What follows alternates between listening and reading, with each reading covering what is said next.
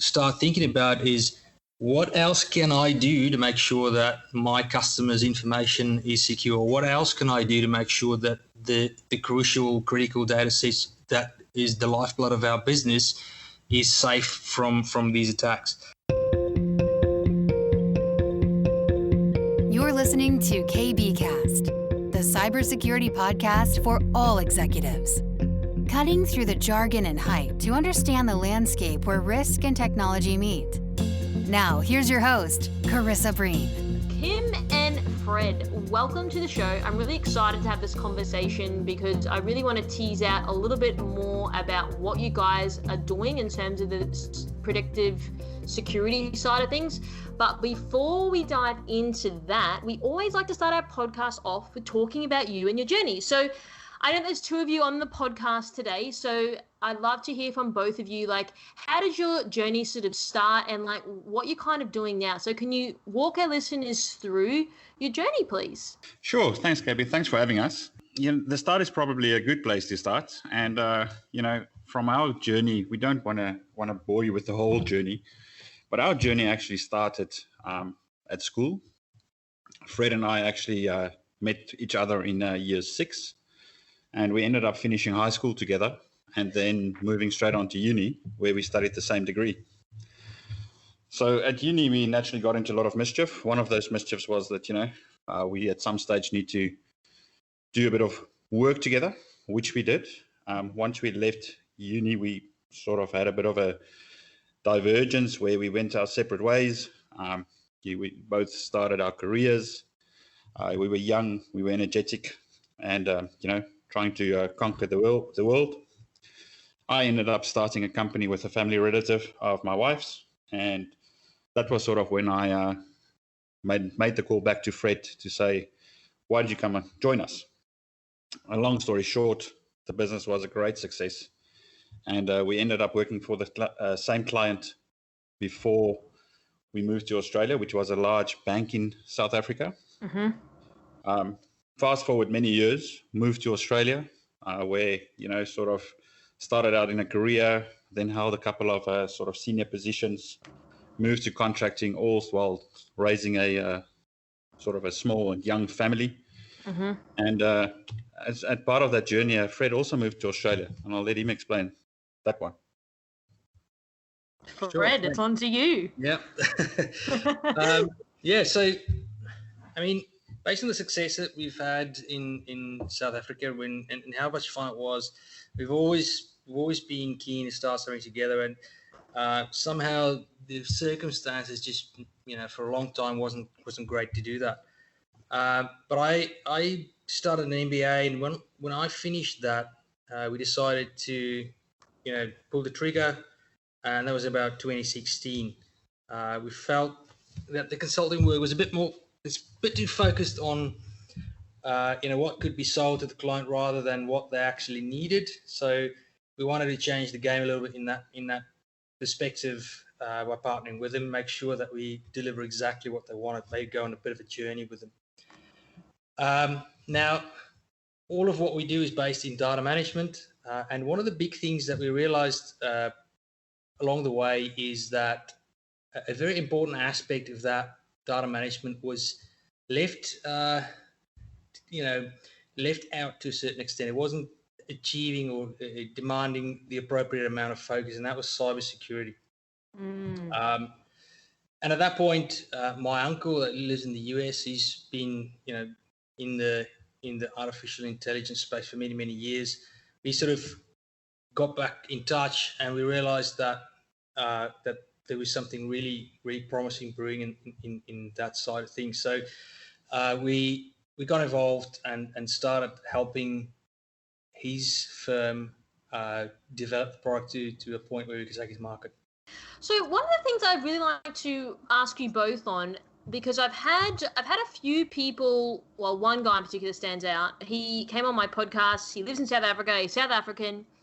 He sort of described what's going on over there, but because you've both lived there and lived in Australia, What do you think the big differences are? Like, do you think that Australia is behind? Would you say that South Africa is well ahead? Like, what's your sort of viewpoints? Because often I do speak to a lot of people from the United States, and it's not South Africa and Australia is not something that we hear often. So I'm really keen to sort of get your thoughts on what are the things that you've sort of experienced in your time. So sure. So when we left South Africa, I think it was in the days where sort of digital was becoming a thing. So internet banking was pretty advanced in South Africa when we left. But the cyber risk probably wasn't at the same levels that it is today. So from what I can remember from working there, and again, don't want to give my age away too quickly, it was a long time ago. There was always a lot of focus on developing secure applications and making sure that security is always front of mind. But the reality is that the threats just weren't as big as they are today. So I would say that from talking to colleagues and from talking to our colleagues in South Africa, there's quite a big focus on cybersecurity at this stage of life as well.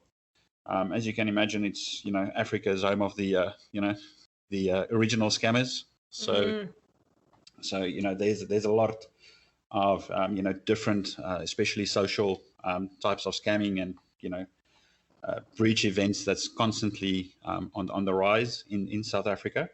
So the threat that they deal with, I think, is a little bit different to the threat in Australia, for example. The US, it's on a whole new and a new different scale. But I would say, in general, the sort of similarities are it's there, except that in a sort of a South African context, they deal with different issues that we deal with. No, that's really interesting because, speaking to Gus, it was on an earlier episode, he was just sort of talking around the threats are different, but also just their maturity and how people look at things differently. So I always like to ask that question because it just gives a little bit of perspective of what we are doing here in Australia. But what sort of leads me to my next point is focusing on the business side of things. Like, can you talk to us a little bit more about what led to the creation of Novofinity, but how security actually became then an emerging focus for you? Now, Fred, you mentioned your uncle. Was that sort of a big impetus as to what sort of propelled, I've got to think about security, or more towards Kim's point of view around, this obviously started to become quite ubiquitous and this is what people were talking about because most things are built on tech nowadays? Yeah, I think, when we picked up with my uncle a few years back, we quickly realized that the product that they were developing was something really unique. And he's always been a bit of an academic, and he's been published in many journals and things like that, always developing new things, patenting algorithms and things like that. So we realized quickly that we haven't heard of anything similar to that. And they were developing it in the US, and like Kim said before, the scale of attack in the US is immense. Billions of dollars get lost, annually due to successful cyber attacks. Now, I think in Australia we're a bit sheltered from that. The number and the volume of attacks and the severity of the attacks seem to have not permeated quite as much into Australia, and that's sort of where we felt that if we could bring a product like that into the Australian market early and before that scale or that sort of critical mass is achieved, we could potentially help organizations save a lot of dollars as well as reputational damage, by preventing them from getting successfully breached. So when you say permeate into Australia, would you say it's because Australia is just quite a small place in sort of looking at other parts of the world?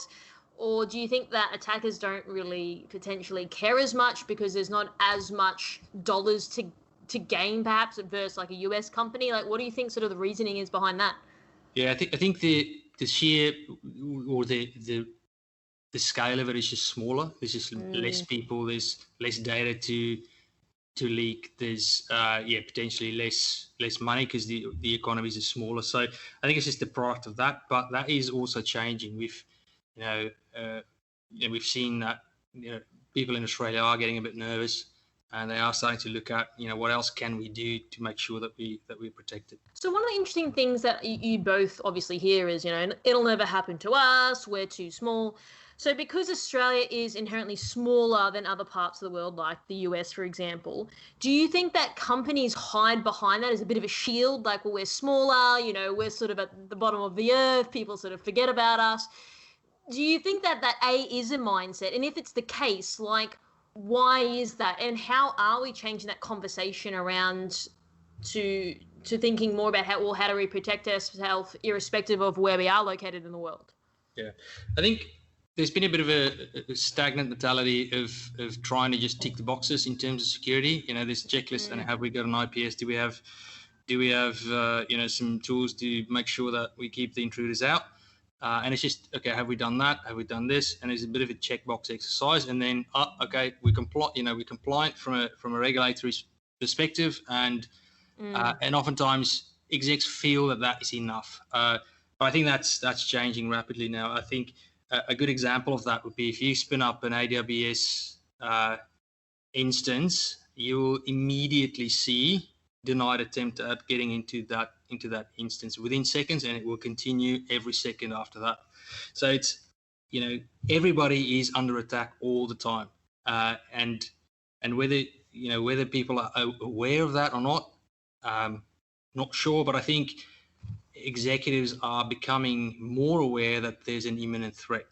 No, you're absolutely right. And I think that it's something, I actually was on a podcast earlier today talking exactly about we're moving away on how to push the conversation forward beyond compliance, why people are actually trying to change the conversation at the executive level. And I think it's going to come down to how we frame things and how we position things. But one of the things I'd really like to dive into now is about sort of the predictable security work that you guys do. Now, I'm obviously not here to steal your IP or do anything like that, but I want people to understand like what it is so they can get an appreciation for the uniqueness about it. Because as I said, I do speak to people all over the globe, and we want to be able to paint that picture of what's out there in the market so people are aware and what they should be paying attention to. Yeah, and it's quite interesting to talk about this. What's been done is flip the tables a little bit in terms of security. It's trying to not trying to sort of report on what's happened and trying to deal with that, but flipping it on its head in terms of thinking like the attackers do. Okay, so what does a hacker do when they try to breach your systems or your environments? What is the workflow? What are the steps that they take? And based on the knowledge of the guys that we've got in the founding group is they've been able to go and model, all of the potential threats that exist. And I think the good thing about this is that knowledge is so deep that there's hardly anything that these guys haven't seen or tested or tried to protect against. So that sort of fed into the way of thinking. So I guess the main point of difference is that it's trying to not tell you what's happened. It's not saying, oh, you've had a breach over there, you should probably do something about it. What they're trying to do is, step X or step 1, 2, and 3 of a workflow that after 10 steps will give you this bad outcome has now occurred. You are basically a third of the way into a really bad outcome. You should probably go and look at that and try and make it, go away or stop it. So giving you time to prevent things rather than reacting on things that have already happened.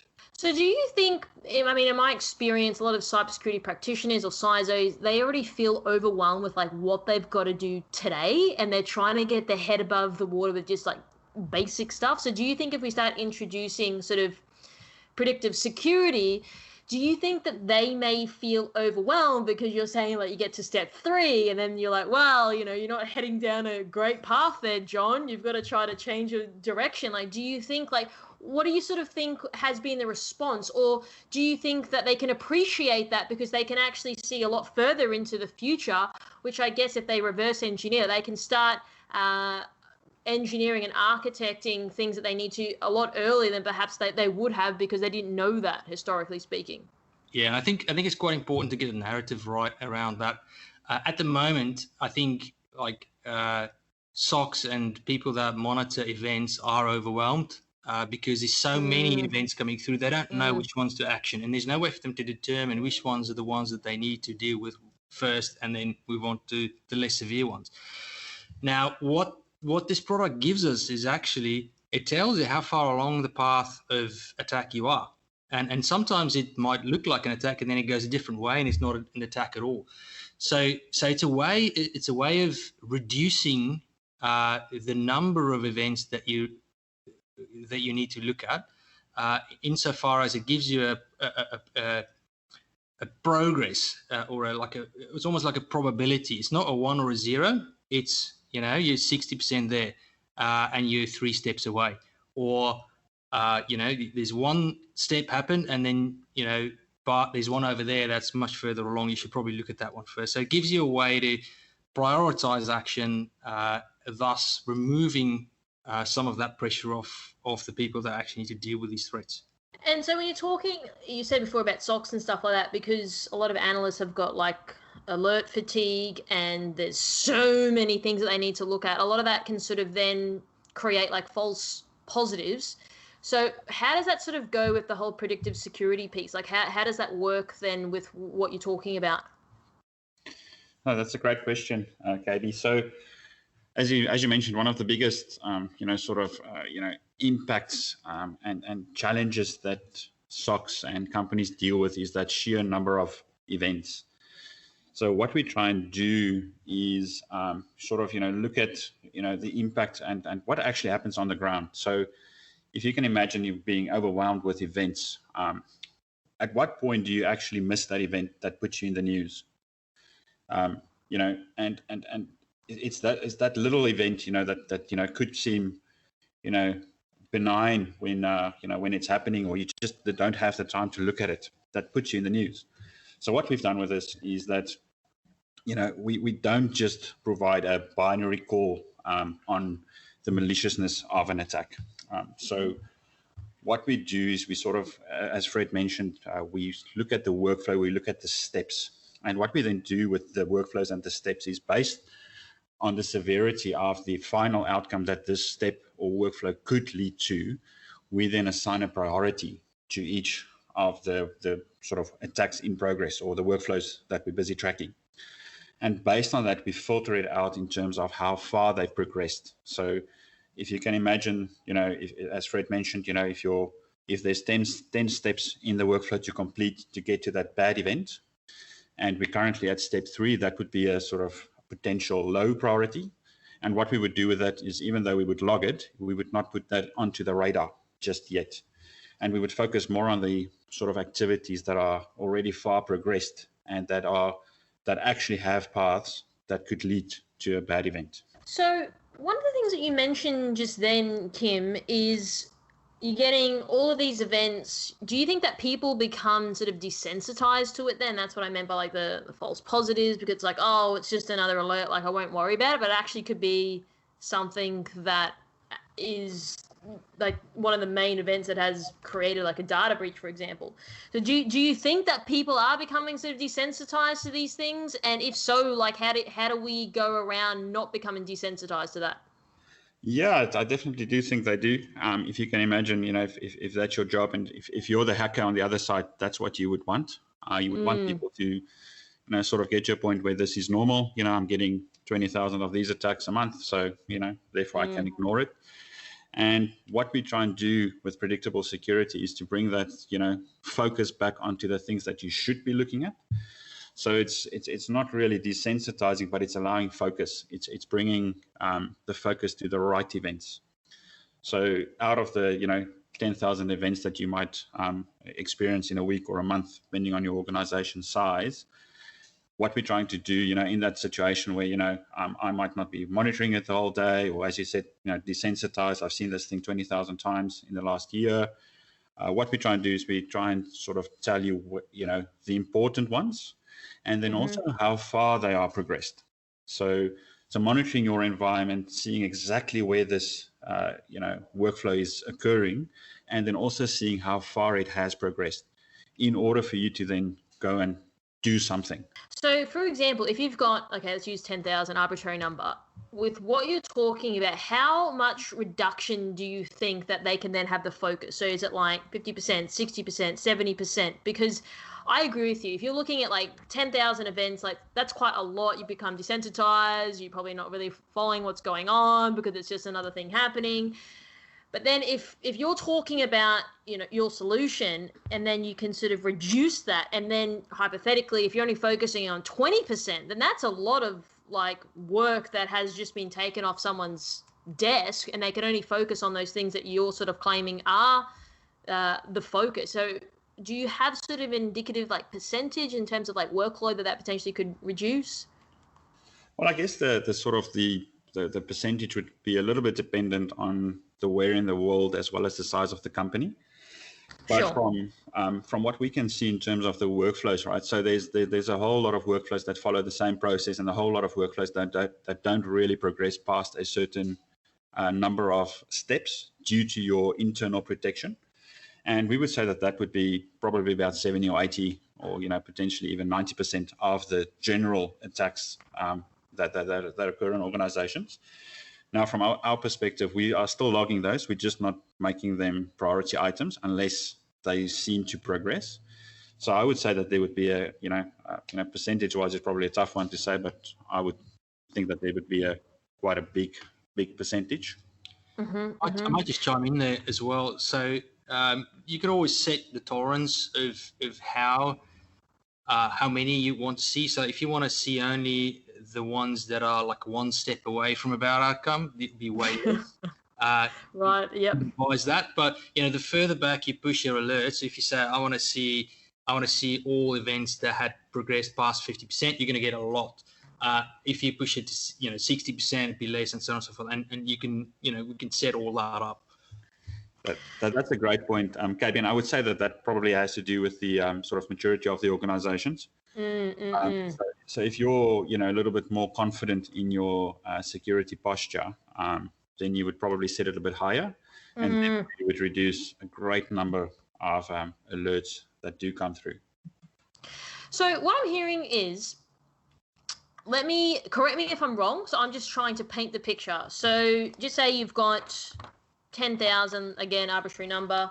You bring in more predictable security solution. You can reduce a lot of those events by 70, 80, even 90%. So that's quite a reduction then in potential like headcount for them for an organization, because just say you've got like 7 analysts or 10 or however many, depending on the size of the organization, you could probably reduce that headcount then quite substantially. Is that kind of what you're saying here?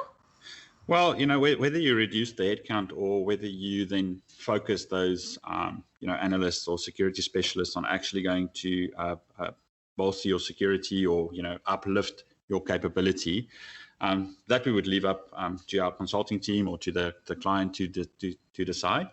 But the cost benefits is most definitely there. So do you think that, this obviously must be quite then appealing to organizations, because I've had several conversations just basically on this topic alone, on automation and AI, and focusing on doing the actual like real proper work rather than doing trivial things, right? So if they're only going to filter through like 30 or 20%, that's actually focusing on the real work rather than all this other stuff that is not really, I'd say, like adding a lot of value in the long term. And then we're sitting there paying all these people to analyze all these things that it's like, well, it's not really helpful. But if you sort of have a lens and you're focusing on this 20 or 30%, then you're likely to get a better outcome then for that organization than long term, I would say. That's what I'm hearing from what you guys are saying.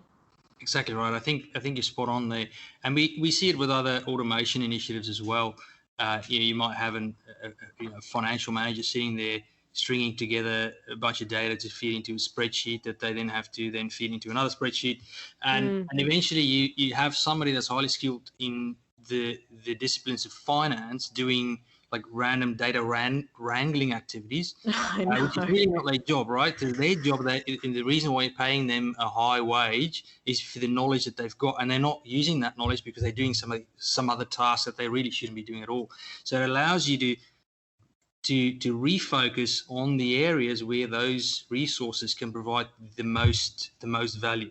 No, you're absolutely right, because I was speaking to, I think, Rachel Greaves recently, and we were speaking about AI and machine learning and why companies shouldn't be afraid of that. And the way in which she positioned it was exceptional, that yes, focusing on the tasks at hand that make the most impact versus, like you were saying, trivial tasks of data wrangling and all of that. Like, yes, that's important, but we could just get a machine to do that. Correct.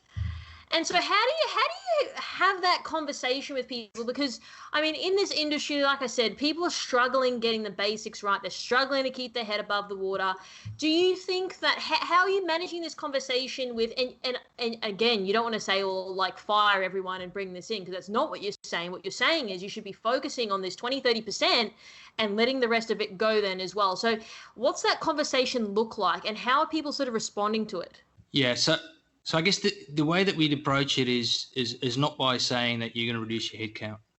The people working in the SOCs are already overwhelmed. They can't action all of the alerts that come up. It's just too many of them. So what we're doing is we're removing the noise. We're allowing them to action the events and the workflows that are going to cause harm to the organization.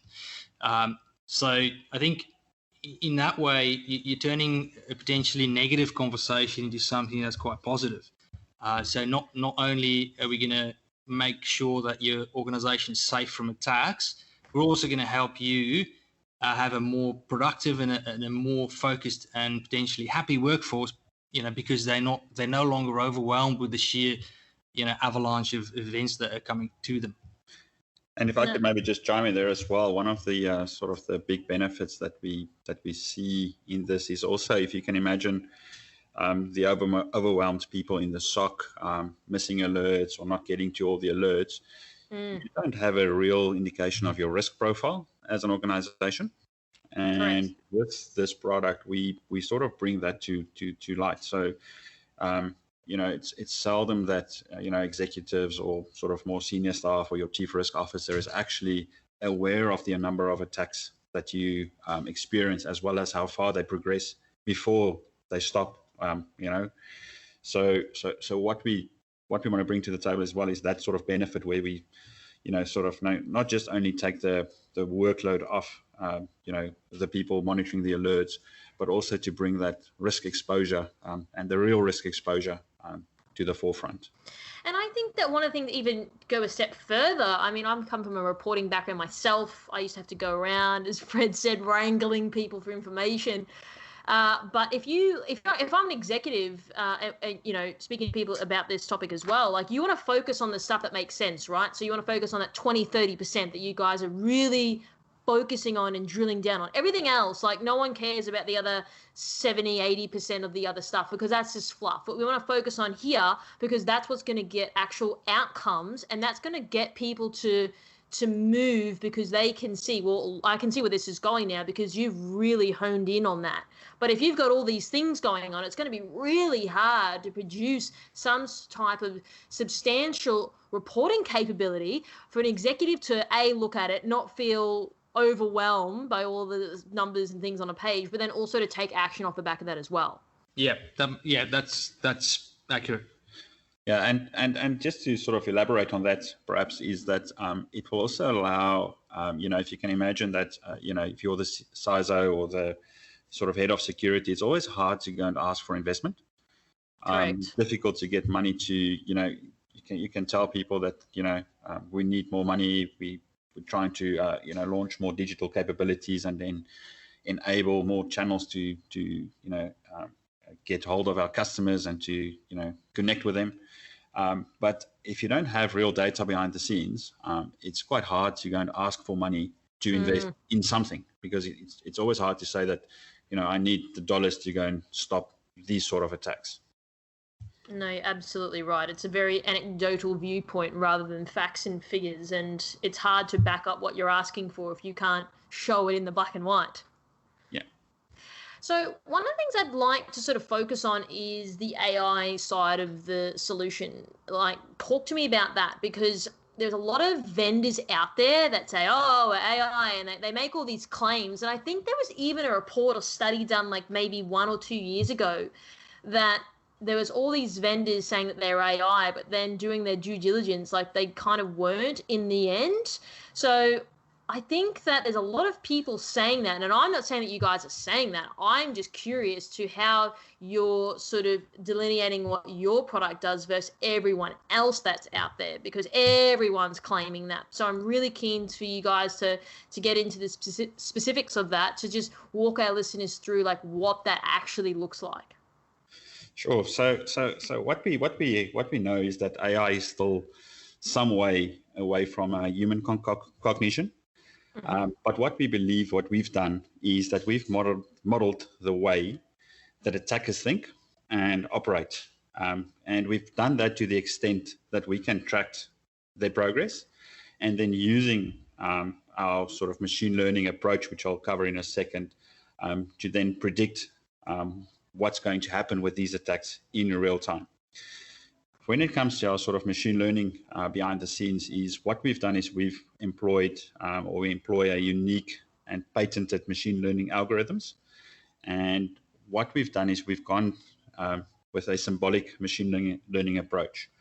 And the reason for that is, if you go with any other type of machine learning approach out there, it's generally a black box, which means that you don't know why predictions were made.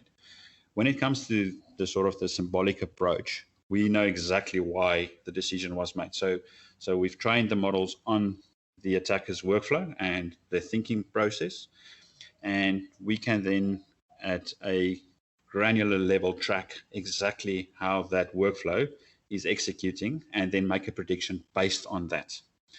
So, to put it in sort of an analogy, and this is an analogy that comes from David, one of our sales members. And, don't want to get this wrong, but I know that he's reached some sort of a, very high level of either, Olympic level or very high level in judo or wrestling.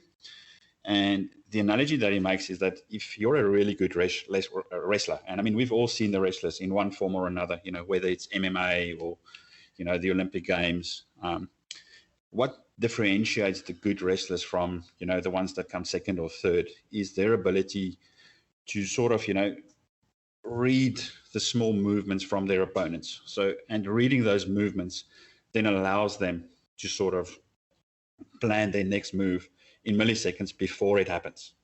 And that's exactly what we want. What we did with predictable securities, we've used and, employed, so AI by industry speak, but machine learning and symbolic machine learning methods to then predict the next steps of the attacks.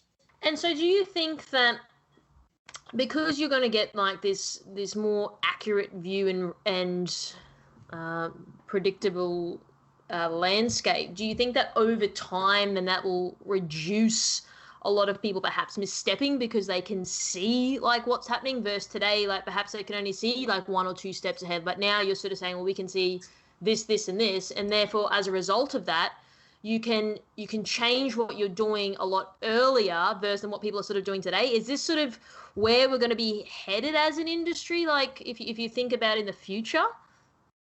Yeah, one of the big things here, or one of the big benefits, is the fact that it buys you time.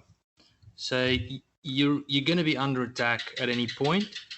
The main thing is how much time have you got to react to be able to stop the attack, and that's what the product will provide, is the time to go and make those changes. Whereas a lot of other security products really just does pattern matching and just tells you, oh, okay, we're seeing this happening over there, and it's really too late. It's already in play. So the time factor, I think, is one of the crucial benefits here. Yeah, you're right, because by the time something's happening, you're like negative time, right? And I think that that's not a good starting point. So I guess it's probably going to reduce the burden on a lot of security teams at the moment who, again, are struggling with what they've got. So it's going to give them to think, to have the focus, from what I'm hearing, to get more time back and to actually work on things that like make sense and not sort of worrying about like that you're saying like 10,000 alerts rather than it's focusing on the 20 or 30%. So it's going to really hone in that focus to make better decisions and to ultimately get better outcomes, right? Exactly right. So for executives who are listening to this podcast, and I wanted to paint that high level picture because it's still, people still they do feel overwhelmed. They still don't quite understand like AI and machine learning. So, we do try to paint that high level picture. But what would be some of your advice to people adopting this new approach? Like, what would you sort of recommend? Yeah, that's a great question as well. And I think we've touched on it earlier as well. But really, I think the focus that security is getting at the moment is going to put pressure on executives to really start thinking outside of the checkbox way of doing security. Whereas you're not just saying, okay, what do I need to do to get compliant from a regulatory perspective or an industry expectation? Just checking the boxes. Yeah, we've done that, we've done that, and we've done that. But really start thinking about is what else can I do to make sure that my customers' information is secure? What else can I do to make sure that the critical data sets that is the lifeblood of our business is safe from these attacks? And everything is going into the digital era now as well. A lot of organizations are moving that way. Even small ones are digitizing. So there's a renewed impetus on any executive to make sure that everything is being done to protect those data assets. So I guess the key question here is what else could I have done to make sure that our information is secure and safe, rather than have I done everything that's in the checklist. So do you think people are asking that question, like what else could I have done? Like, are people asking that question in your experience, or not really? Yeah, well, I think it's heading that way. I think the more breaches there are, the people that got breached definitely ask that question. Okay, fair enough, fair point. And thinking about some of the bigger, hacks in some of the government organizations that lost some data recently, there's going to be a lot of questions around, okay, so what else could you have done? And then, the question is, okay, but why didn't you do it? So it's really about doing the right thing, making sure that as an executive, you have the welfare of the organization and its shareholders, first in line, and making sure that from a security perspective, you're doing everything to ensure the success of the organization. Yeah, and I guess just to sort of put that in perspective, right? If I had to put myself in the shoes of an executive, and I got up in the morning and I read the news and I saw a breach or a hacking event that occurred in the industry, if I then ask my cybersecurity experts in my organization, what have we done? I'm going to be very concerned to invest in more digital capabilities if they don't tell me something that we've done different to the other organizations that have been breached. And from a sort of a executive perspective, it's important for them sort of to understand what products are out there and what can we do differently, as opposed to employing the same methods that we've been doing for the last 20 or 30 years.